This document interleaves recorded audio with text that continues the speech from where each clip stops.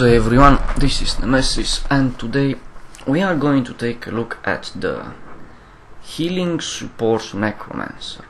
Yep, that's right, a necromancer healing. Very funny, I know. But actually it's quite effective. It's quite effective. Some people have been asking for a very long time if it is possible to have a healing necromancer. ArenaNet said that each class can be played the way you want it. You don't have to wait for a tank, you don't have to wait for a healer, you don't have to wait for DPS. Each class can become in turn a healer, a tank, or a DPS. So in the past, you know that I made a tanking necromancer, a glass cannon, a hybrid, a minion master, and a condition master necromancer. All that was left was the healing necromancer. So I was pondering around the idea for a while because something was elusive. ArenaNet likes to not only make each class feel and play differently, but also between builds. They like between builds the same class to play and feel differently. And I never did get the hang of it. How can a necromancer still feel like a necromancer yet heal, which is weird.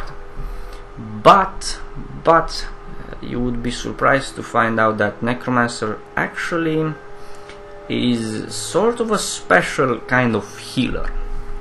So the gear would be obviously cleric gear because it has power, toughness, and healing power. Power, toughness, and healing power. Power so you do a bit of damage, toughness so you're a sustained kind of healer. No one wants a healer that just goes splash. And healing power, of course, to heal. So let's start from the beginning. We need a healing weapon.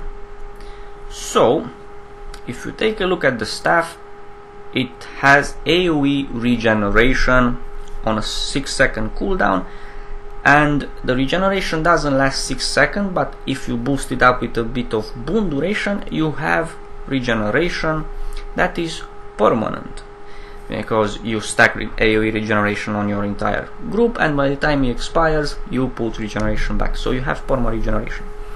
You also have, if you take a look, transfer condition from allies to foes when triggers, so that's a way to remove conditions and support your team.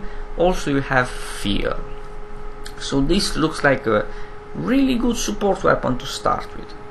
So what should we get for our offhand? For our offhand, well, what does a support, a healer do? Healer is a part of a support, and when we're playing support, we know that we can support by healing and adding boons, by healing and debuffing, by healing and doing something else, CCing and stuff like that. So an offhand weapon for a secondary set that has maybe a debuff and maybe some healing, focus causes vulnerability and regeneration on allies. So if you use it on a single target, it will bounce and cause even more regeneration on some allies. And spinal shiver, chill, and remove 3 boons from the target. In PvE, mobs don't tend to buff themselves that much, but removing some of those buffs can be really good. So moving on, what should we get with the focus? It cannot be a scepter, since scepter adds bleeding, and we have power, toughness, and healing power gear, so the bleeding will not benefit at all from the gear.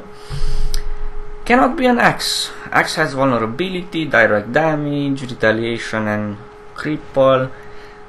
Something with vulnerability, and we won't have condition duration in this build, therefore the vulnerability will not stack. So let's take a look at the dagger. Heal. Siphon health from your foe and heal. Healing is good. And immobilize seems like a CC, which goes well with a bit of fear that we have, a fear from Death Shroud, 2 fears, and immobilize seems like a good support. It's orientating around the support variable again. So necrotic slash your foe twice, and you also get a lot of life force. Life force. Why would life force help us in a healing build? So let's see. We have spite, power, and condition duration. We don't have vulnerability. We don't have bleeds. Condition duration won't help us. Power would, because we're using power toughness and healing power, but we want to heal, we want to support, not to do direct damage. That is secondary. So spite trait line won't help us. Curses, precision, condition damage. Again, condition damage does nothing for us. Precision, if you crit, so what? Doesn't help with the healing. Toughness and boon duration. Boon duration and toughness, this is good. So we'll just remember that death magic is sort of good for us, but we move on. We are looking for healing. Move down, vitality and healing. Here it is, vitality and healing. Move to the first trait, full of life. 5 seconds of regeneration when your health reaches 90%. So if you're a healer, you can regenerate yourself so you don't die. How can you heal others if you're dead? So, good minor trait. Ritual of life. Create a well of blood whenever you revive an ally. Well of blood. What is that? Well of blood. Conjure a well of blood to heal allies. So that's a well of blood. Okay, so we have well of blood on 40-second cooldown, and we have well of blood when you revive. So if you do AoE healing, and if someone goes down, you revive that person, and when you finish reviving, you get a nice burst of healing, and you do AoE healing around you. That's quite interesting. Let's see what we can mix it up with. Moving on, siphon health whenever you hit a foe. More sustain for our healing support. Life transfer heals nearby allies.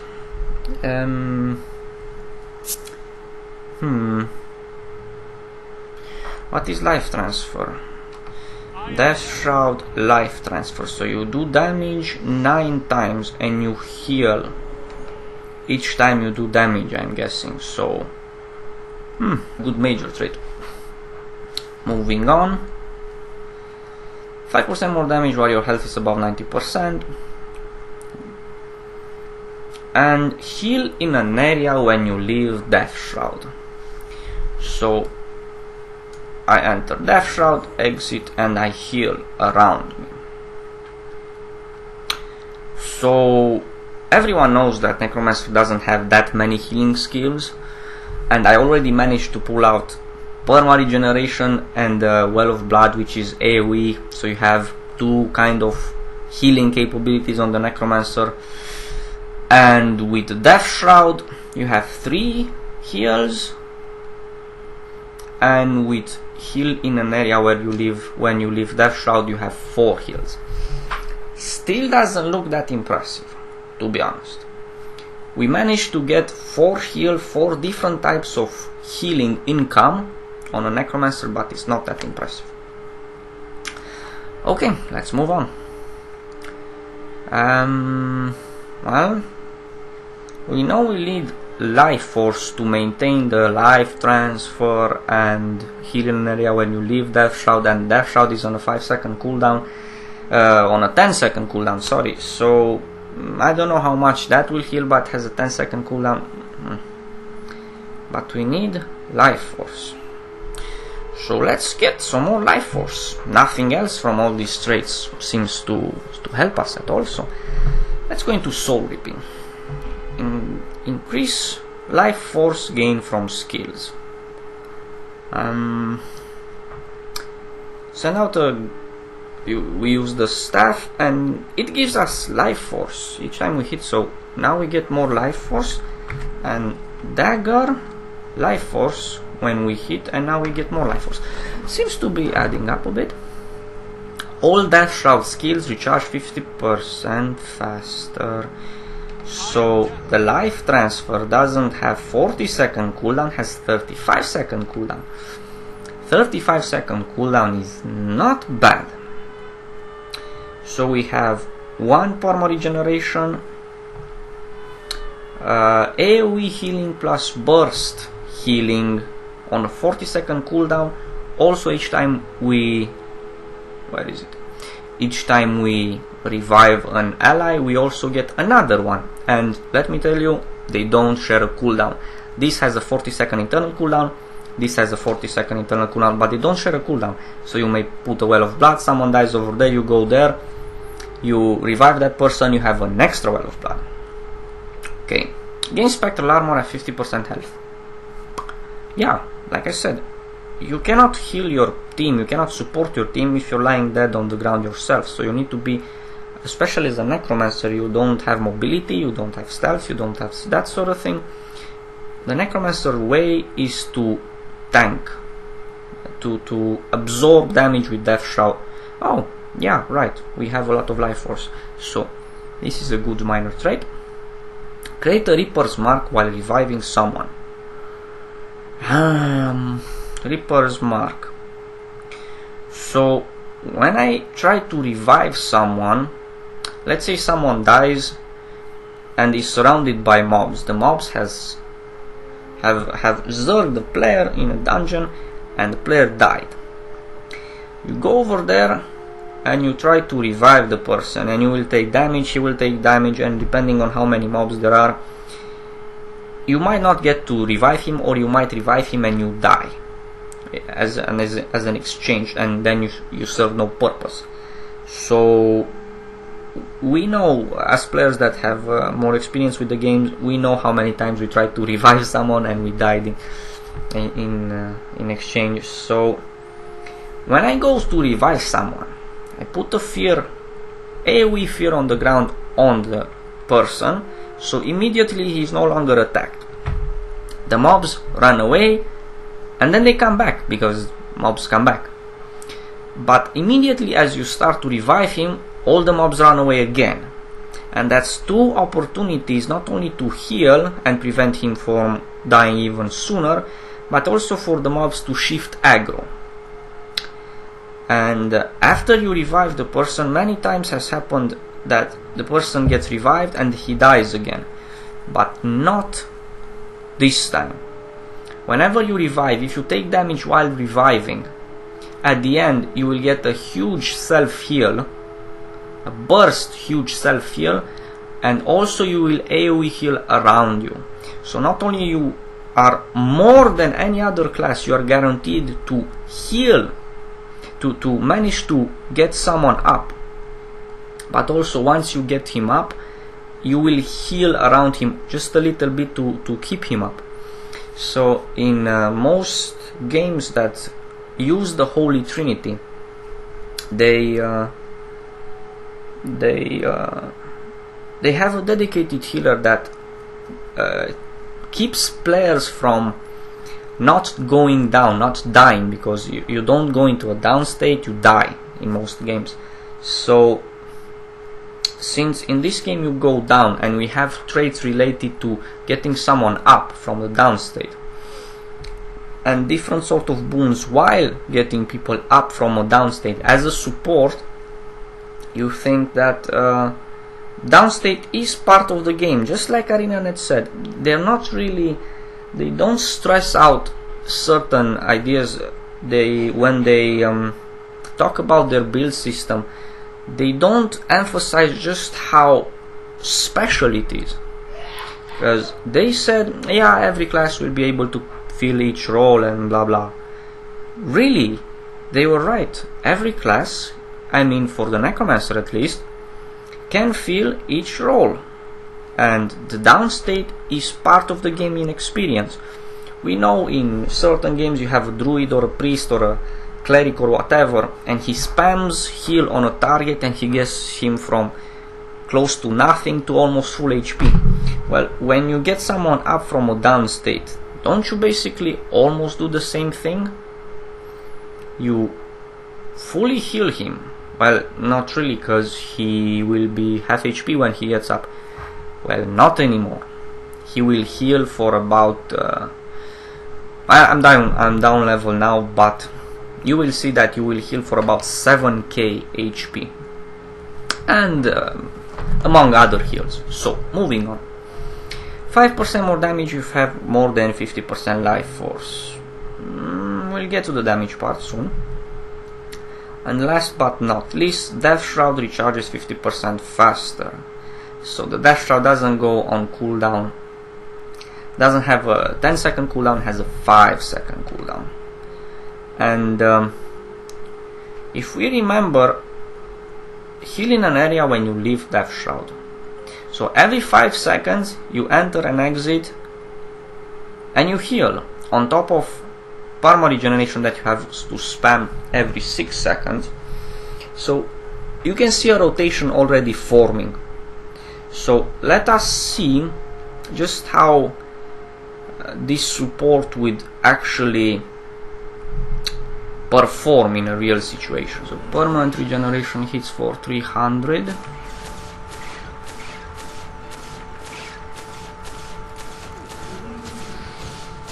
It's permanent regen. Okay, don't kill it. Don't kill it. On top of that, I can put the well, which is 700. Each time I go in and out. 1 sec.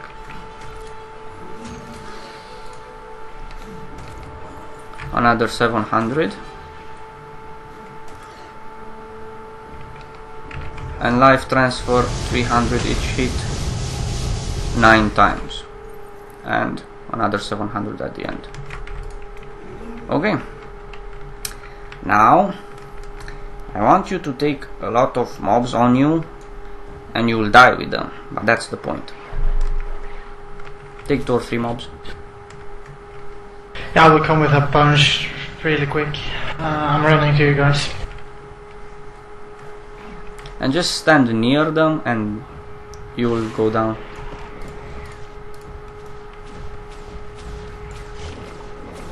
That's enough. These 2 are enough. So healing. More healing and you went down. So fear, gone. Fear again.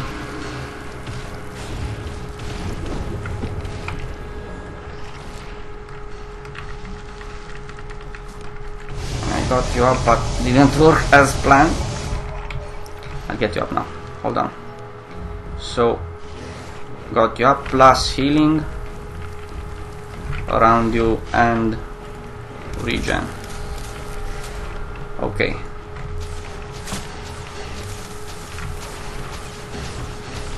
AoE blind, removing dots, and more healing. Healing.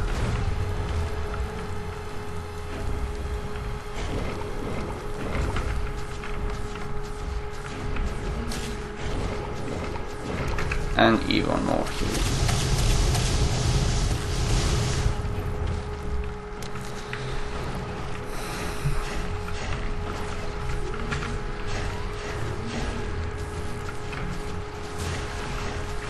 If you stay closer to him, it's even easier.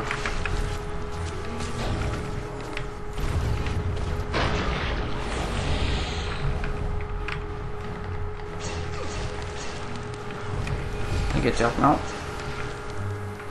With healing and healing when I get you up. There we go. And more healing when I go into Death Shroud. And perma regen, AoE blindness, removing conditions.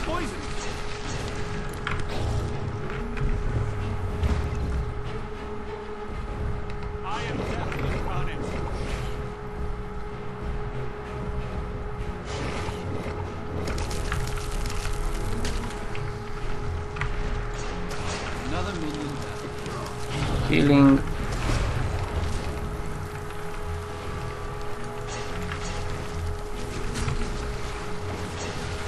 Blindness.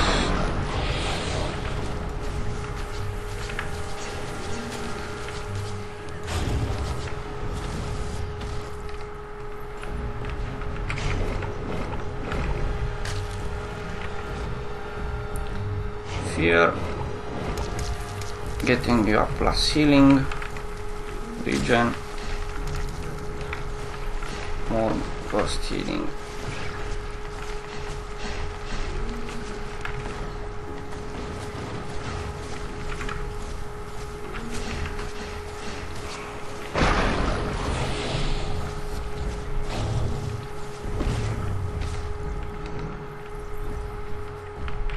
So, you're not really tanky, are you, Lara? Did you see it? Is she gone? I'm not sure, but I am pretty tanky.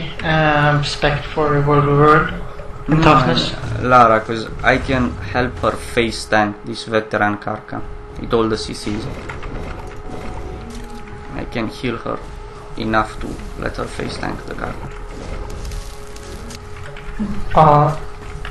Let her die. You don't have anything tanky on you, do you? No.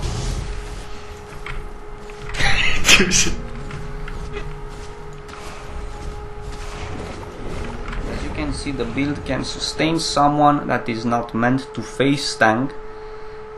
They can be sustained to face tank, veteran even. So in a real fighting situation where people are going to dodge, heal themselves, use more skills, more block, and there's going to be a proper party composition, this healing will provide exactly what you need, exactly the extra bit you need to be worth it to remove an extra DPS, an extra tank for a support, because each class has the ability to individually heal. So on top of your individual heal, you get an extra, let's say you heal for 7,000, you get an extra 7,000. If you go down, there's going to be fear around you, you won't take damage unless it's a boss. And when I revive, there's going to be an extra fear around you, and then you're going to heal at the end, and I will heal even more for reviving you. So it kind of follows the necromancer theme. Necromancer playing with death and that sort of thing, so why not get some boons, get some rewards for getting someone away from a downstate, saving someone from death. So it really is amazing how it still feels like a necromancer somehow. I never did like healers, to be honest. I never played healers, but this one is quite interesting. So let's move on. We are going to go into the utility skills and then last the gear. I'm showcasing the gear last because there's a catch to this build. So I'm using Well of Power, converting condition on allies into boons. This goes well with Putrid Mark. So you can almost keep your entire team condition free the entire fight, especially if any of them equip just one condition removal. Just one condition removal with everything that you have. Conditions are never going to be a problem in a team. Second utility, Well of Darkness. Well of Darkness, AoE blind. So this is really useful when your team is getting surrounded, they're taking massive hits even from a boss. Not many bosses have immunity to blindness, so if you need to heal someone and the damage is overtaking your heals, you can simply buy him some time while the HP goes up. The last utility skill is Signet of Undeath. Generate Lifeforce while in combat. This build is built around Lifeforce. It's still amazing how they use Lifeforce for healing instead of offensive. In all the other builds, Lifeforce was used in an offensive manner, either for adding more bleed, for fearing, for adding AoE bleeds, as an auto attack in a bursting build, as a means to escape in a tanking build, in a hybrid is part of a rotation, and now as a healer it's actually helping you heal, so it's really wonderful. So Signet of Undeath. Let's say 3 of your team members go down from an instant AoE attack. So now they get back up. So not only do you get them back up, but because you got them up, you will also get the Well of Blood from the traits. Create a Well of Blood whenever you revive an ally. So you will at range get 3 of your team members up, and they will, one of them at least, will have a Well of Blood under him for 10 seconds. So everything makes sense except for Leech Form. Leech Form. Okay, let's take a look at the gear for now. We have Power, Toughness and Healing. Power, Toughness and Healing gear. Power, Toughness and Healing staff. 30% chance to heal nearby allies. We are going to use auto attacks, so 30% chance to heal nearby allies on hit with a 10-second cooldown. The healing is about 700 or something like that, but there's a bug with the sigil at the moment. It's going to get fixed in the future. There's a small bug, so don't mind it. Weapons. Secondary set weapons, dagger and focus. I'm using power, precision and crit damage. Power, precision and crit damage. Why am I using power, precision and crit damage? Superior Sigil of Water to heal while you're using your very fast auto attacks with the dagger, and gain 10 healing each time you kill a foe to get the maximum healing power possible. If you look at my stats, with the item combinations I've managed to get 57 critical strike damage, but I don't have critical strike chance, so that doesn't make much sense. I have Prayer to Otter, Power, Toughness, Healing Power, Power, Toughness, Healing Power, Ascended Rings, but I have Berserker Backpiece and Berserker Earrings.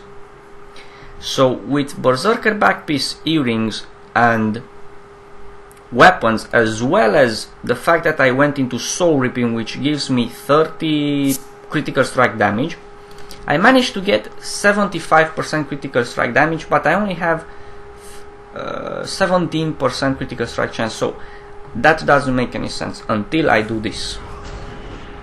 So as you can see, I have 55 critical strike chance, 4,005, almost 4,500 attack, and for some weird reason I have less critical strike damage. So when you're not needed to heal, you can go into Leech Form and do damage. So not only do you heal and sustain your party, but you can also do damage in Leech Form. So for that same reason, we are going to use bowls of butternut squash soup, blah blah blah. Precision and critical strike damage, they're cheap, and you have 65% critical strike damage. With the Ascended Earrings, which are really hard to get, you'll have even more. So you have 65% critical strike damage, and you will crit. Whenever you go into Leech Form, you will crit. And each time you hit, you have 30% chance to heal your team even better. So this is more or less the build with the reasoning behind it.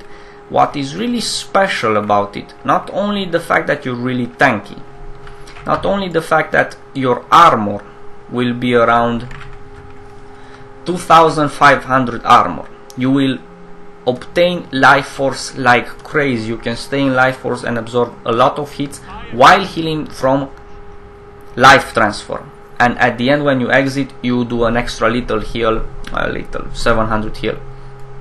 You have 22,000, almost 22,000 HP, and you regenerate Lifeforce like crazy. You have permanent regeneration, AoE blindness, 2 means to remove boons, and the most important part is whenever someone in your team goes down, you go there, you place a fear, so that person no longer takes damage, so you can revive him, so maybe the mobs will come back. then you get an extra fear because you started reviving someone, and we know from the traits we get an extra fear for reviving someone. And even so, the mobs might come back, and this time they will target you because you have feared them twice, you have taken the aggro, probably. But after you revive that person, you will get 6,000, 7,000 with the proper sigil. When the sigil has max stats, you will get 7,000 healing yourself, and you will heal for 7,000 around the target from this trait, which gives a well of blood whenever you revive an ally. So while I will post on the screen, while I will display the math calculations of everything with these stats, I leave you now with some footage from some fractals and a dungeon in which I demonstrate the advantages of having a support necromancer in your team, and also the fact that it's really potent. It's worth it sometimes to get one less DPS just to have a support. It also proves the case that there can be a support healing necromancer, and they're quite effective. I know some other healing classes have stronger bursting heals. Elementalist might have overtime healing and mobility, but the fact is that the necromancer is the best class to get someone up from the downstate, and not to mention it's the best class to get 3 down targets from the downstate. I almost forgot about the rune part. Yeah. So runes: superior rune of water, superior rune of the water, because it adds healing power. That is what we need. Chance to remove a condition when hit. That's a self condition removal sort of thing. So you don't use your AoE condition removals that you keep for your team in order to support your team. You have Boon duration, more healing, and the Boon duration mixes really well with, you remember I said we have 10% Boon duration, and it's good to remember that we place 10%, 10 points in Death Magic for the 10% Boon duration. So why? What trait can we get? Well, greater marks. So marks become unblockable, but most importantly increases the area of the mark. So as you can see, AoE healing just became a lot wider. So you AoE heal, that's the thing, you AoE heal a lot with this, and well of power, well of blood, everything is AoE. When you go in and out of Death Shroud, when you life transfer, you heal AoE, everything is AoE with the necromancer. So on top of that you get a bit more toughness, and whenever you kill a foe, small increasing damage. So last but not least, when you use a healing skill, you and nearby allies are healed by a small amount. So wiki was Guild Wars 2 wiki was a bit there's a question mark on there regarding to how much does this healing actually mean. So I'm just going to test that now. I could outrun a centaur. How much was that?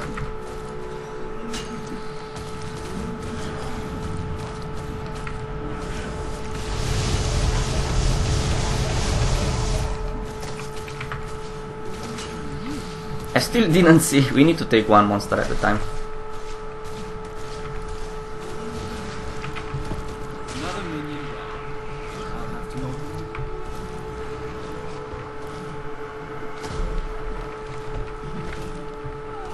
I hope you'll cut this off.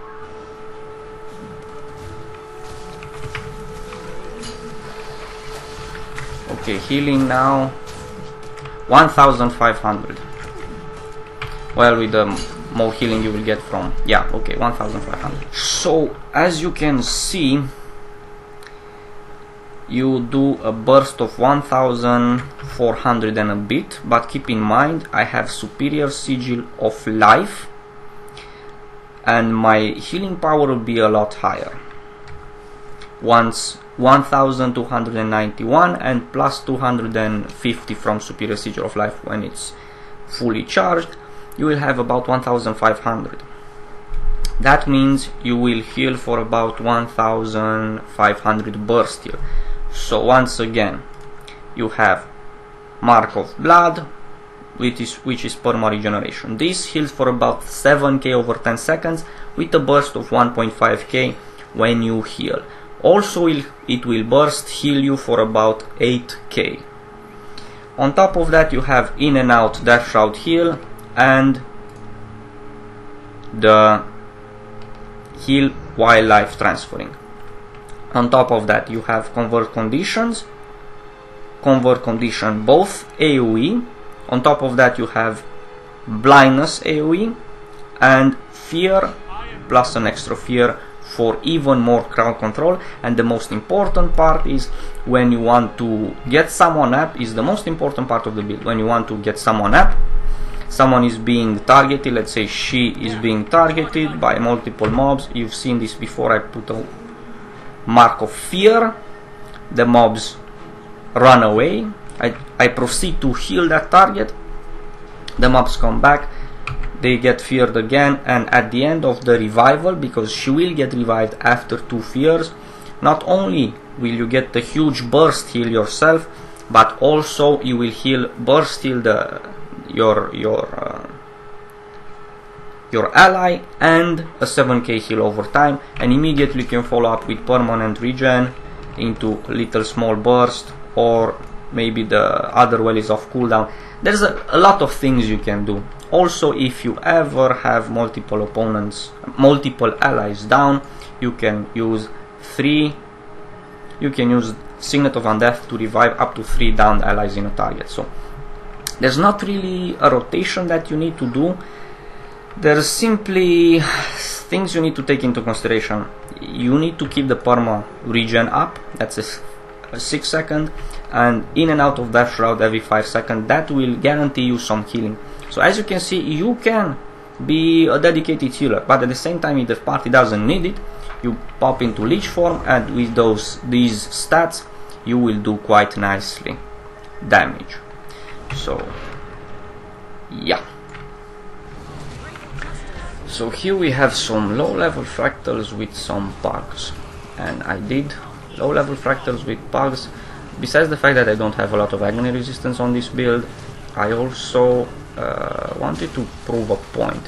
Many of us know just how hard it is to do low level fractals with bugs, especially if they have no idea how to play.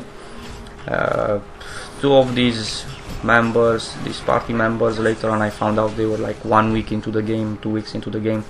They were doing low damage, and they have a lot to learn, that's not a problem. The thing is, they're not usually used to having a healer in group, so they run around all over the place. It's harder for me to heal them. So even though I'm tanky and I can move around and heal them, they keep moving out of heal, so eventually they will die. But that's the point.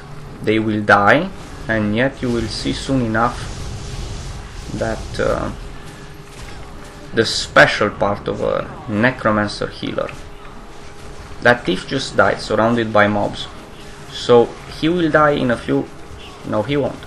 He would have died in a few, 1 or 2 more seconds, but the fear plus healing when he gets up... As you can see, he's full HP already.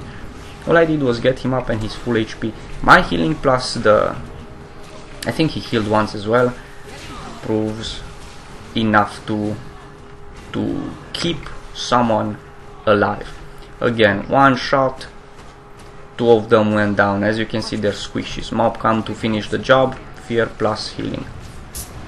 Okay, this is Honor of the Waves with my guild members. Beautiful heals to start with, yet a thief gets focused and dies. He would have died in about 1 or 2 seconds. No, he doesn't. I get him up with the beautiful fear plus... What you call that? Getting up someone. Healing, I guess. And throughout this dungeon, you will see that they will go down a few times, so they're not tanky. Especially the thief, his glass cannon, he's doing a lot of damage. And if you take a look at this fight, we fight against 1, 2, 3, I think there's a few behind, yeah, 4 monsters and 2 whatever those things are, pillars. And if you look at the party window, you see that their HP doesn't go down as much. Besides the fact that you will see almost permanent regeneration as long as they don't move around too much, so I can aim at them. And I'm even using my dagger to do a bit more damage, because I was trying to power up my sigil to heal even better. And yeah, like I said, the team manages to stay pretty much full HP all of the time. And since the mobs, this is a dungeon, level 80 dungeon, the mobs are doing damage, so the damage goes somewhere, but their HP remains at full. Beautiful healing here. Okay, boss fight. As you can see, I have 25 stacks. That means I haven't died, and I really haven't died. And until this part of into the fight, no one has died, but I didn't want to make the video too long, so I'm just getting to this part. No one died until now, and their HP is more or less constant. As you can see, I'm face tanking the boss. My HP and my tankiness and my heals can maintain this position, so I can be right in the fronts with the meleeers and provide them with valuable support. The people in the party that you see are taking damage are actually the people that are not around me, because otherwise I would heal them. Again, well of blood, beautiful healing. People can melee the boss without any warriors, especially glass cannon sort of builds on warriors, guardians, thieves especially, because they're really squishy. So the healing provided is really important. But the thing is, the point I'm trying to make, you will see soon enough.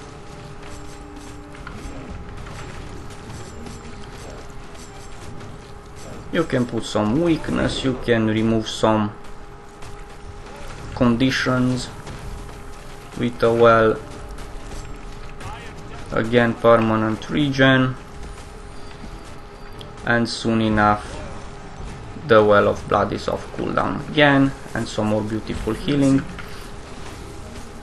And the thief over there is going to die soon enough, I believe, or not.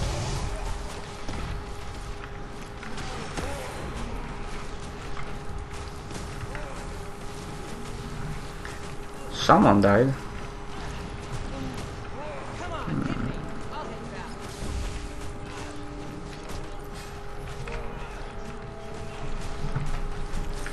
Okay, here we go. So the boss turns on me and does a series of devastating hits, and I go down. After I go down, as you can see, the entire party HP, especially since mobs spawned, the entire HP of the party has gone down dramatically, and someone even died. So I heal, dodge a few skills. Meanwhile, because I have done damage while healing, some mobs have died and they got rallied, and we are back to fighting just the boss, putting well of darkness down for the bleeds, so I can buy some time until I can perma regen them again. Went into death shroud to heal a bit, and where's the thief? Here it is. Fear plus healing, the thief is out of danger, and we are back to healing without any worries. The mobs die, the player's HP doesn't go down. So this was my point. If you go down, the entire party's effectiveness drops drastically. So that means you have earned your spot in team, and it's sometimes worth it to remove a DPS for the support. That's the entire point I was trying to make. So yeah, hope you guys enjoyed the video, hope you found it useful, and until next time, enjoy your gaming and have a great day.